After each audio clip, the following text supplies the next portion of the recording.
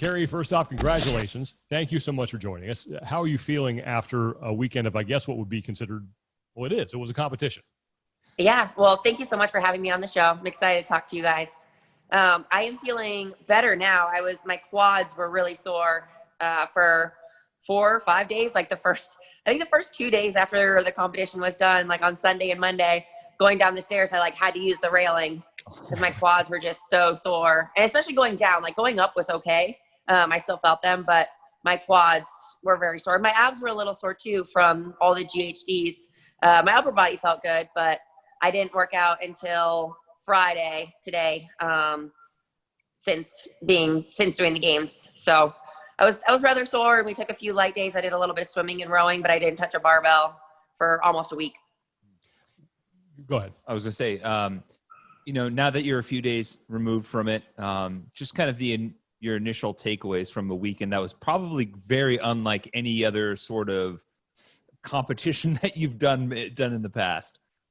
Yeah. And while we were in the middle of the competition, people are like, does it feel like you're competing? Does it feel like you're just training? What does it feel like? And it's hard to explain because it's it doesn't feel like you're competing because you're not going side by side with anybody, but you do have an official judge there, and you just know that it's not just a workout. It's more than a workout, but it's not, the same environment as competing against people. So it was definitely strange in that, you had to push yourself to the max. Not that, we don't during training, but you bring a whole new level when you go to compete. And yeah, in the middle of it, I was like, I don't really know what it feels like. I'm going out there and I'm performing in front of people. We had some spectators. Like I said, there was a judge and stuff, but it wasn't nearly I don't know, as exciting as going to the games or competing with other people or in front of a big crowd. But I don't know. I think how it all ended up, I couldn't have asked for anything better. And just the environment that I had to compete in was perfect. I had 2 other girls there with me. We alternated people who went. So it was nice just having some other competitors. So it made it feel a little bit more like competing, but still, like I said, because we weren't side by side competing, it was one person watching another. It didn't feel like other competition. You've recently moved to Las Vegas, and we were talking about this a little bit before we came on here, but recently moved to Las Vegas, but you decided to compete in Sacramento. What was the motivation behind that decision? Yeah, so the other day we figured out that the gym was at 2,400 feet elevation. And I mean, it's not totally different than sea level, but there definitely is a little bit of factor that could play a role in being at elevation. And I was talking to Margot Alvarez when, they came out with, you're competing at your home gym. And I asked her if she would stay in Las Vegas or if she would go somewhere else. And she's like, I definitely would go somewhere else to sea level, because she was talking about open workouts that she had done when she was at sea level and then came back to Vegas. And she's like, I always did so much worse in Vegas. And she's like, I mean, it's not a minute or 2 slower, but 10 to 15 seconds, especially over the course of that 7 workouts, is going to definitely make a difference. I mean, it wouldn't affect the handstand hold, but basically all the other workouts where you need oxygen, you're going to do better if you're at sea level. And my manager also reached out and was like, okay, well, maybe we can kind of get a couple girls together just so, you guys have each other for the competition. So Danielle Brandon is in Sacramento and Bethany Shadburn is in Austin, Texas. So we decided of the 3 places, Sacramento would be the best place to do it at until about the week before when all the forest fires were happening. And we're just like, okay, are we still going to go out there? What's the plan? And I mean, we thought about other options, but we're just like, okay, well, we'll see the forecast. It looks like the air quality should clear up by Friday. And so we all ended up pushing our flights a little bit closer to the competition. I was going to go out a few days early, but we're like, no, it's not worth risking being in the hazardous air if you can prolong it a little bit. So me and Bethany both flew in Wednesday, and then the competition started on Friday. And I mean, I'm really glad that we decided to do it in California together. And one thing you kind of touched on a little bit, talking about the soreness of your quads and finding that extra gear in competition. That's something that's always kind of baffled me, because it's you get used to what the normal recovery cycles are when you're training, but how does, if at all, what is it like trying to account for that recovery aspect when you've pushed yourself a little bit further than you have on that regular basis. And now you kind of have to account for, maybe I pushed the red line a little bit more.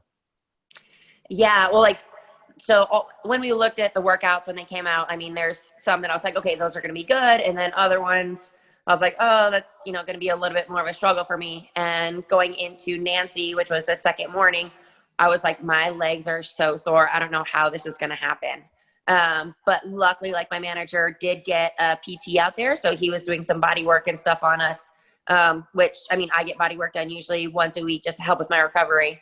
But he was doing body work after every event. And like I said, he ended up doing it before Nancy to like warm up to the warm up just to get some extra blood flow in my legs. And I'm always very careful, like when it comes to my nutrition and making sure everything is on point, but especially during competition, I eat a lot more carbs just to make sure that my glycogen levels, my sugar levels are high enough that I don't run out of energy when I'm doing any of the workouts. Cause that's the last thing you want is to deplete those levels sooner than you need. And then still just sleeping a lot. I had some compression boots.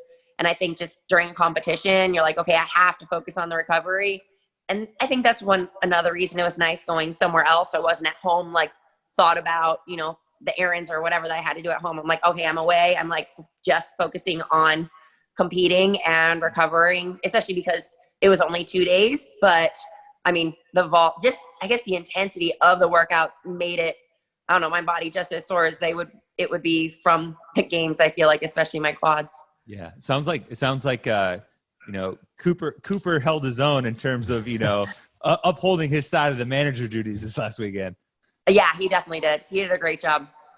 After the first two events, you finished 10th and then 22nd, and you don't know where you stand, and then you find out. What were you thinking about your chances of getting into the top 5 after those first two events? I mean, to be honest, I was like, oh man, this is going to be a long road ahead, especially for me personally, when they announced one rep max front squat, I was kind of like, oh, okay, well, cleans and front squats. I squat 3 times a week, heavy, and I do a lot of lifting and stuff. My legs are just so stubborn that they don't want to get stronger. They're slowly getting there. And so we knew like front squat wasn't going to be a very good lift for me. And like you said, I got 22nd. And then the 1K row, I do a lot of rowing. So it's gotten better, but I still knew that like that wasn't going to be a top 5 or even a top 10 finish. My coach were like, okay, we're going to try and just like do damage control and go into the top 20 with that workout. But we knew Diane was going to be good. So it's like, okay, you got to get a top 5 in that workout to help offset the row. And I mean, even the front squat. And Friendly Fran, we went, I think a lot of girls went aggressive on it and then died in the end. We're like, oh, we should have broke it up more from the beginning. But I feel like it happened to everybody, except Matt Frazier, like watching his video, he just went unbroken on everything. I was like, mind blown. Yeah. But yeah, it definitely played a mental toll, being in 15th place after 2 events. Cause I'm like, especially there's only 7 events. Like at the games, you're in 15th after 2 events, there's 15 events. Like there's plenty of time and room to catch up.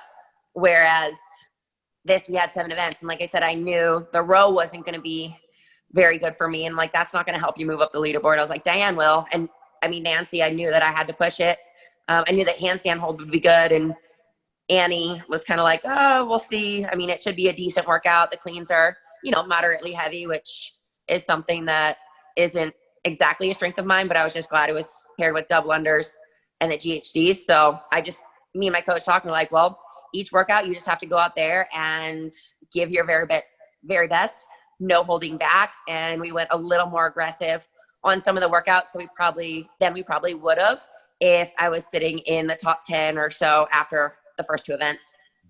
Yeah, go ahead. I think you're probably gonna ask the same thing I was. Well, I was going to say, like, you rebounded nicely after each one of those events. You come back with a 4th in Damn Diane, then you come back with an 8th after the 1,000-meter row, and you were solid from there on out. Those 2 finishes plus a 2nd and an 8th. I'm curious, is like we hear some varying responses from athletes, but is there anything in particular, maybe mindset wise, that you focus on to kind of really hone in those moments? I feel like, you have a bad finish and people are like, yeah, I need to really sell out here. But what is it specifically that you tell yourself, or the things that you focus on within a workout that helps get Kari Pearce fired up to finish like you did and move yourself up? Yeah. And I think, I mean, part of it, like, I don't know, looking at a lot of people's guesses and predictions for the top 5, I was in a few people's, but not very many. And so kind of like in the back of my mind, I'm like, I deserve to be there. And I know like I work just as hard, if not harder than a lot of other people. And when you're in those workouts, especially Nasty Nancy, I told my coach, I was like, that's probably the most I've ever hurt in a workout, second to the ruck run. And he said because it was 5 rounds, and he's like, in the 3rd round, I just saw like, he knows me so well. And he knows like all my facial expressions. I give away everything on my face, whatever I'm thinking. And he was like, in the 3rd round, I was questioning your life. And I was like, I was too. I was like, to be honest, like during that 3rd run, I was like, maybe I could just fake an injury. Maybe I should hurt my ankle. I was like, this just hurts so bad. I don't know. And it was like, no, just one step at a time, one step at a time. I was like, don't like try to get those negative thoughts. I was like, after this run, you have this overhead squats and burpees, and you only have 2 more runs. And then you get to the 4th run and you're like, okay, then I only have 1 more run. And I mean, I feel like everyone has these like mental battles in their head, especially when the workouts are tough. But when I was running, it's like, if you want to stand a chance to go to the games, then you have to finish this workout and you have to push yourself like you've never pushed yourself before. Because at the end of the day, like I know all the other girls there are going to be pushing themselves because, we all want the top 5 spot, and I deserve to be there, and I have to show that I have to be there and not let the negative mentality get the best of me and try and kick it out the door and get that positivity back in there. When you're at the games in a typical setting and you have other competitors out there on the floor with you, you know who you have to catch, and you can gauge how fast you have to go and where you have to push. How do you deal with it, with an event where you don't have that, but you still know you got to push? I'm just curious, like, is it just like, I just got to sell out, I'm going to go as hard as I can, or what's the strategy like there for you? Yeah, no, like it's totally different when you are by yourself, especially like for me, something like running, because I've practiced it a lot and I've gotten a lot better, but still like, that you need to push yourself more than you want to, but then you still have to be able to come back and overhead squat and burpee.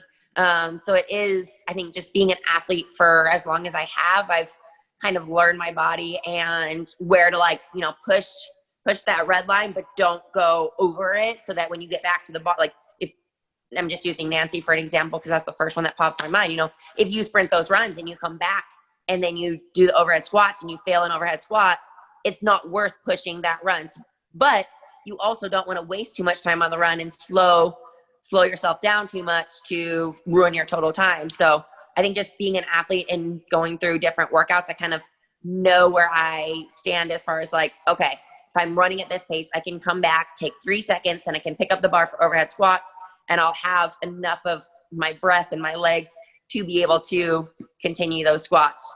But I mean, it is totally different when you don't have the competitors side by side. And I think that's something I always feed off. I've actually like talked to some friends and family and stuff, and I'm like, that's in competitions. Like I'm always very aware of where somebody is at, whether they're ahead of me or behind me, and like, okay, I have enough so that on round 5, I can catch them even if they're slightly ahead. So it was hard, like trying to play your own race and push yourself, but not know what other girls' times were, where they would be at. And even like how fast they're doing burpees. Like, is this going to be too fast? And then I go back to the run and I'm dead. So it's definitely a lot different, but I mean, I think it was cool because it does test your mental toughness of how hard can you push yourself, not knowing what anybody else out there is doing. I'm kind of curious, hearing you talk about like, being out there without the competition side by side, you being a high level gymnast and, being a collegiate gymnast at the University of Michigan, do you feel like there was some carryover there? Like you're out at times, even though it can be it's a team sport too, you're out there on an island competing by yourself. Do you feel like that level of execution and that kind of, maybe it's, subconscious of being able to compete out there like that helped you in this weekend at all? Yeah, I definitely think so. And I think like, just being a competitor at heart, whenever I am out on the competition floor, like, I feel like I have just like a different mindset than when I do anything else. And like you said, like gymnastics in college, it was more of a team sport. In high school, it's, individual, it's kind of all on you. But just being in front of people and just being mentally tough definitely helped me with, all of the workouts this weekend, because I think just gymnastics instilled in me doing the best that you can no matter what. And in each of the workouts, that's what I went out there and did, and like just had to mentally be tough and, make it hurt more than you want to. But, the end result always ends up paying off. After you finished with Awful Annie, what did you think about your chances of making it into the top 5? That was the longest hour of my life. Because me and my coach were just like, okay, well, you got to go out there. You got to do your best. He's like, I mean, right now it's kind of anyone's game. Like you and Kristen and Amanda. And I mean, Kara ended up just like boosting up. Like we were like, okay, you're 30 points ahead of her. You'll be fine. Like we didn't think, well, I mean, then you look at the workout and you're like, okay, yeah, like this is going to be a great workout for her. But we kind of counted her out. And then you're like, maybe not. Like she could come back if she won. And then if I would have got one last place, then she would have gone. But yeah, it was definitely like the longest hour of my life. And I was like the last one to go to. I was like, I can't imagine like the other girls that are in either Australia or like Kristen in Norway and stuff. I was like, I can't imagine being them and waiting that long. And I honestly, like at that point, I was just like, I couldn't be mad with my performance. I did exactly what I had to do. I tripped once in the round of 40 double unders, but I mean, the GHDs, I went as fast as I could, and same with the cleans. So me and my coach are like, well, I mean, no matter what ends up happening, you gave your best and that's all you can do. I mean, obviously at the end of the day, you want to be in that 5th place spot. But I mean, if you go out there and give your best, you can't have any regrets. Though I will say there was like so much suspense, like, and the way that you like announced it, I was like, oh no. Cause we just saw Kara in first. And so my coach, I was sitting next to my coach and we saw that I got 8th and he was like, that's it. Kara's in, we're out. That's it. She beat us by 1 point. Like he was 100% convinced that I had gotten 6th. Cause we didn't see Kristen on the front page. We're like, okay, so she got 11th or whatever. I'm like, okay, so we know we moved ahead of her, but then we thought Kara had jumped. I'm getting goosebumps actually right now talking about it. And I was sitting with like Danielle and Bethany and like everybody from the gym, that had watched and everything. And like I said, the scores from the final workout came out and I was just like, okay, whatever. And I just kind of like looked and then everybody started cheering and I just like, I was like, oh, like, I have like goosebumps all over. Like I said, I was expecting 6th. And I mean, you end up getting 5th and you're just like, this seems so surreal right now. And so, I mean, first off, come on, Kala, you got to have some faith, a little bit more faith there. And, I know. Well, and so you finish in 5th, you crack the top 5. You're, 7 points separated you, Kristen, Amanda, Kara Saunders. When you think about that, one, just what does it mean to you to be able to, finish in the top 5 ahead of 3 women that, are extremely fit, and now give yourself a great opportunity to potentially make the podium for the first time? Like hearing that, what are you feeling? That just like excites me so much. Cause like, going into the games, I'm like, it's been a long season, like, cause we started the open in October and then you kind of continue to train. I had like a minor setback with a wrist injury and stuff. And I was like, okay, I'm ready to just like compete at the games, test my fitness. I feel good. And then it just like revamps this fire, just going into like the next 3 weeks in training to get ready for the games. Because the best I finished at the games is 5th. And I'm like, okay, now this year, like this is your chance to get on the podium and prove to everybody that's where you belong.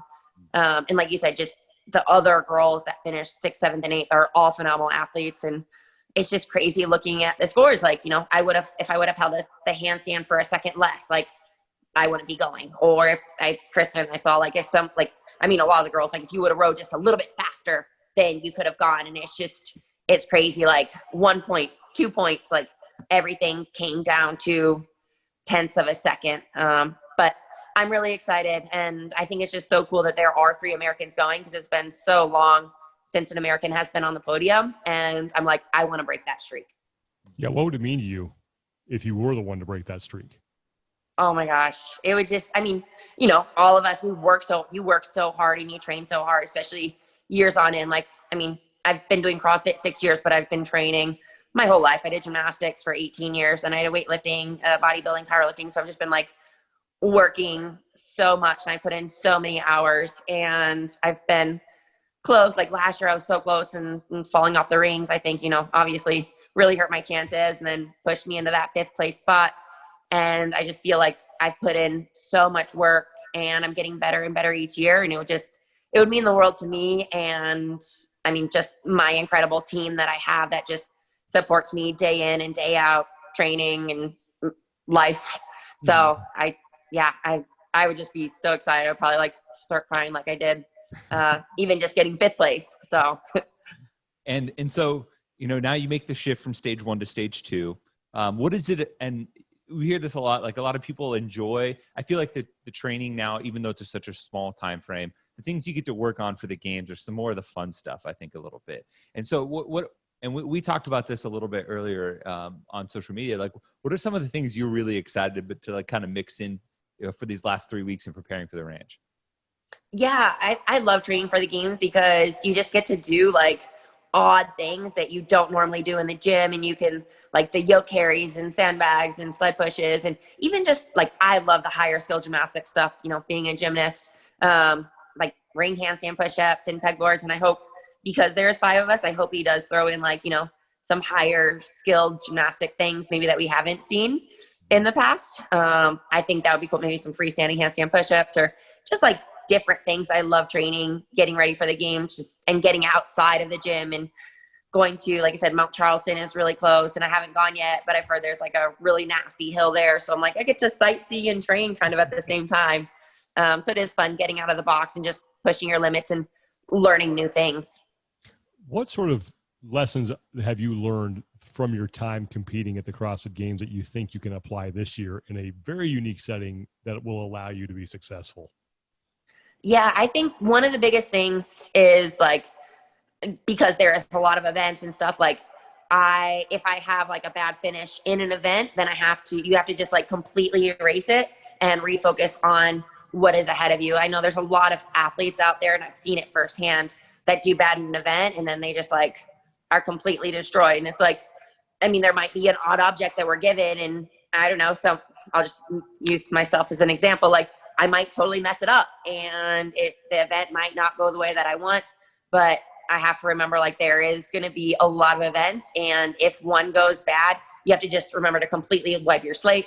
There's another event or a lot of other events that you can kind of bring yourself back from. And so you kind of mentioned, you know, Mount Charleston, you relocated to Las Vegas. It's a big move from New York to Las Vegas, two very, very different towns. What's been the transition? How's the transition been? You know, what's been your first kind of takes about making that move, and why'd you choose to move out west a little bit more? Yeah, so in New York City, a lot of people know that it was hit really bad with coronavirus, and gyms shut down, and they were shut down for a long time.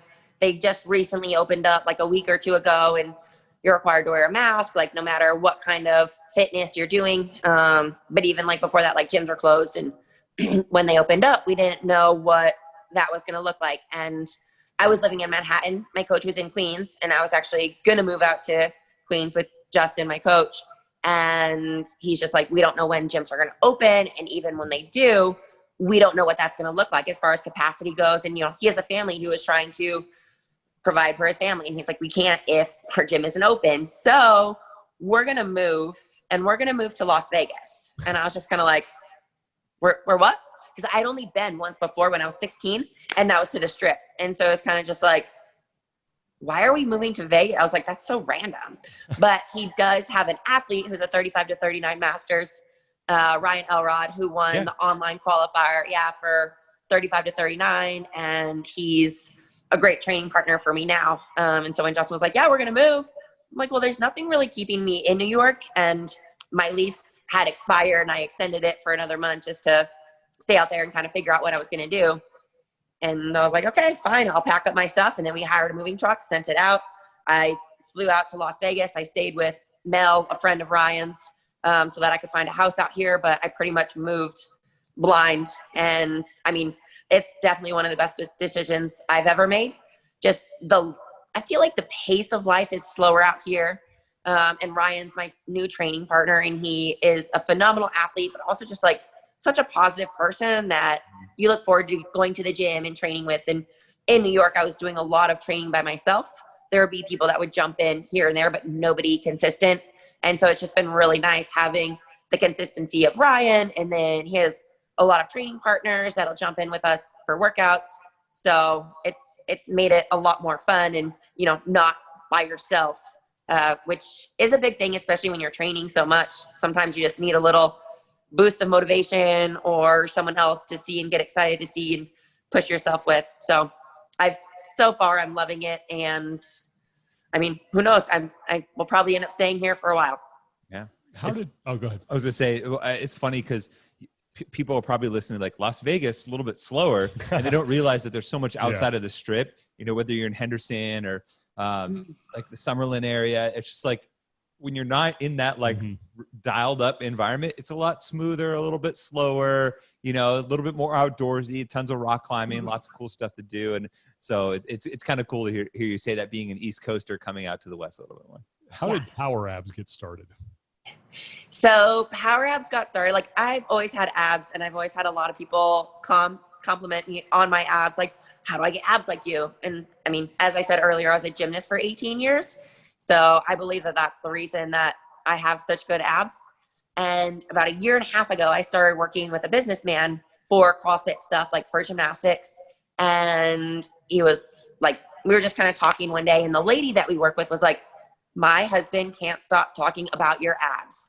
We need to come up with an abs program. And I was like, he's not the only one. There's been a lot of people, but I just never knew how to like go about it. So she's like, okay, well, we need to make this happen. And so like, okay, you need to design a program that's going to help people, you know, get stronger cores and get better abs. So I designed it. It's 5 days a week, 10 minutes a day. And it's a lot of the gymnastics movements that I did growing up, because I mean, to be honest, I was a personal trainer for a little while, and I saw just so many people in the gym doing these ab movements, and you're like, that's not going to do you any good. It's like boring. It takes so much time. So I was like, I'm going to add some fun, different things, from gymnastics. And also there's like some handstands in there, things like, you know, that I've done with CrossFit. So it's kind of a mix of the gymnastics along with CrossFit, and it's 10 minutes. So it's super quick. And it's been around about a year and a half now, and it's definitely grown a lot recently, which has just been so cool to see. And for me personally, like, it's been awesome during quarantine, just hearing people's like positive, comments on it, because a lot of people, you know, went through a low because of quarantine and COVID and everything. And they just look forward to doing their power abs, or they got better abs because they were doing this during quarantine instead of gaining the quarantine 15 that I've heard some people talk about. Yeah. Oh man. And like personally, from like the creative, like personal growth and creative process, what has it been like? You kind of, you know, dipping your toe and diving into that businesswoman side of it, along with being an athlete and managing that and training and going through a pandemic and a cross country move and all those things. Like, if I'm being honest, you add all these things together and you're like, she probably shouldn't have made the top 5 this year with everything that's on her plate. So it's an accomplishment in that, and obviously congrats, but like, what has been that growth process like? Yeah, no, like you said, it was a lot, especially at first. But I'm so thankful too that I have like a team, an amazing like business team that I've gotten to work with, and they have a lot of phenomenal ideas, and they like help me bring it to life. And I'm like the face and the abs, and they're like the marketing side of it. So at least they take care of that. And I mean, to be honest, like for me during quarantine, like right when it started, I mean, I was supposed to do West Coast Classic competition in California, and that got canceled. And Rogue, they're like, well, we're going to move it online. You're like, okay, well, is that going to happen? And like, I don't know, having Power Abs just kind of kept me motivated, because I did lives during the whole thing, like 2 to 3 times a week.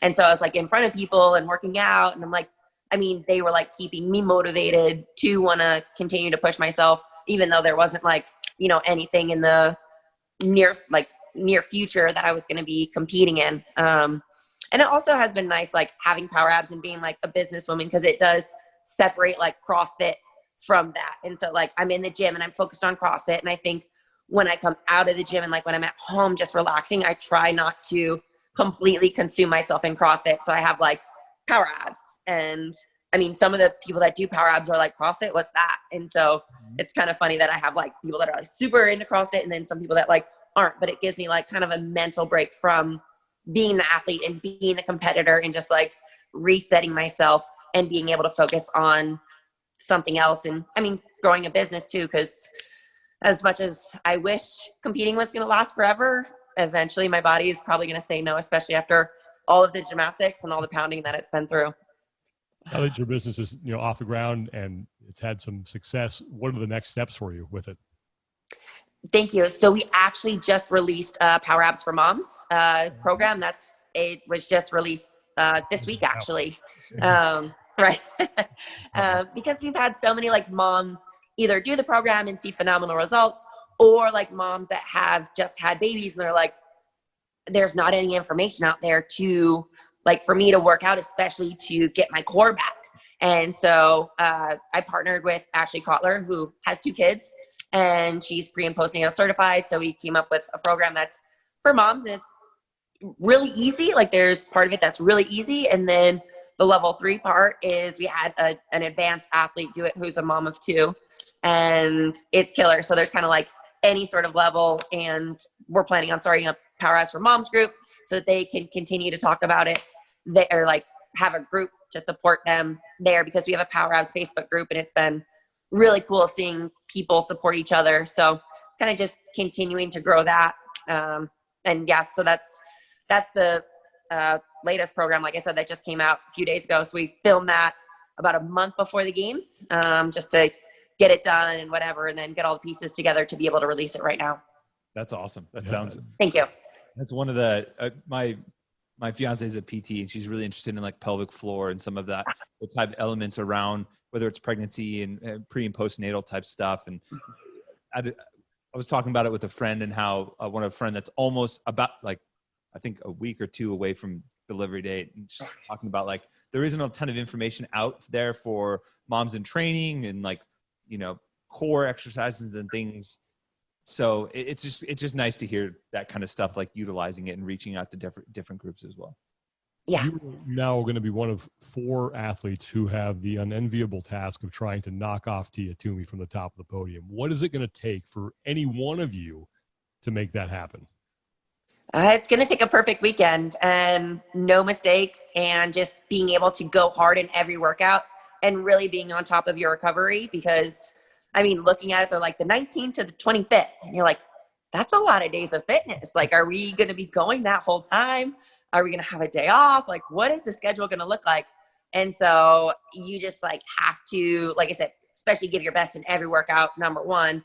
And number 2, just like make sure that you really are on top of your recovery, of your eating and your sleeping and everything, so that you can and go and give your best in every workout. Because I mean, let's be honest, you look at her and you're like, you just did a 313-pound front squat and you weigh 125 pounds. Like that's mind-blowing.